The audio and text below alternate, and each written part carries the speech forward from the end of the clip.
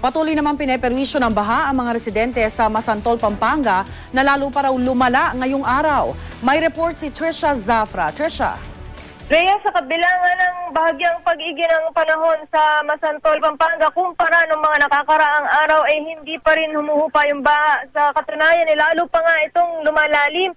Itong paligid pa lang ng munisipyo, Rhea, na karaniwan daw ay hanggang tuhod lang yung inaabot ng pinakamataas na baha ng mga nakakaraang taon. Ngayon umaabot daw sa 4 feet yung lalim. Ayon nga sa mismong alkalde ng Masantol na si Peter Flores, ito na raw yung pinakamalalang pagbaha na naranasan nila dito sa Masantol at tinatayang aabutin daw ito ng may 1 buwan. Samantala, kasabay ng tuloy na pagtaas ng baha rito ay ang pag-akyat din ng bilang ng mga pamilyang in-evacuate. Kung kagabi, 247 families yung bilang na yan, Rhea, ngayong araw, 800 mahigit na raw yan. Kaya naman patuloy pa rin silang nananawagan ng relief. Magsisimula daw ang munisipyo ng kanilang relief operations kung hindi ngayong gabi ay bukas. Kung hindi ngayong gabi ay bukas ng umaga dahil hinihintay pa rin nilang dumating sa munisipyo yung kanilang mga ipinabiling relief goods. Samantala, Rhea, isa sa mga concern pa rin ng lokal na pamahalaan, lalong-lalo na yung mga residente na nakatira dun sa mga barangay sa tabi ng Pampanga River.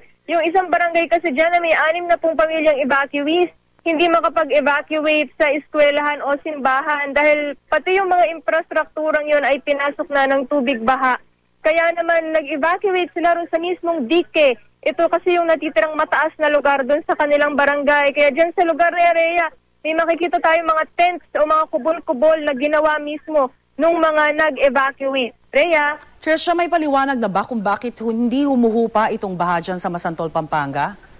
Ayon sa kanilang Municipal Disaster Risk Reduction and Management Council, catch basin daw kasi itong Masantol. Kaya kahit hindi raw bumuhos yung ulan dito, hanggat yung tubig baha sa mga karatig bayan na mas mataas dito sa Masantol at dun sa iba pang lalawigan sa Northern Luzon, hanggat merong baha doon at dumadaloy papunta palabas dito sa Pampanga, talaga sasaluhin daw lahat yan ng Masantol at mananatili silang baha. Isa pang araw dahilan ng hindi tuluyang paghupa ng tubig dahil nga raw sa mabababaw na yung mga ilog dito na dinadaluyan ng tubig palabas sa Manila Bay. Kaya ang solusyon, ang long-term solution daw na nakikita nila dyan ay talagang hukayin at palalimin muli yung ilog para hindi na raw nila ito taon-taong maranasan. Rhea? Ilang araw pa raw bago nila aasahang mawala itong tubig baha o sila ba ay medyo hinahanda na nila yung sarili nila na ganito na yung magiging buhay nila? Kumbaga parang water world na itong Masantol, Pampanga? Rhea, ayun nga mismo dun sa alkalde, hindi nga lang araw, hindi nga rin lang linggo yung kanilang binibilang, kundi inihahanda na nila yung sarili nila sa malamang daw mga 1 buwan na hindi paghupa ng baha. Nung nakaraang taon, naranasan na rin daw nila ito, yung mga nakausap nating evacuee. Ngayon, last year daw, 1 buwan din daw yung inilagi nila sa evacuation center. Aminado yung lokal na pamahalaan na hindi kakayanin ng resources nila na masustain yung pangangailangan nitong kanilang mga evacuees. Kung magtatagal nga ng 1 buwan na naman yung tubig baha na ito. Kaya nananawagan sila sa iba pang ahensya ng gobyerno at sa mga private sector at sa mga NGO na rin na kung maaari ay saklolohan sila rito. Rhea? Alright, maraming salamat. Trisha Zafra.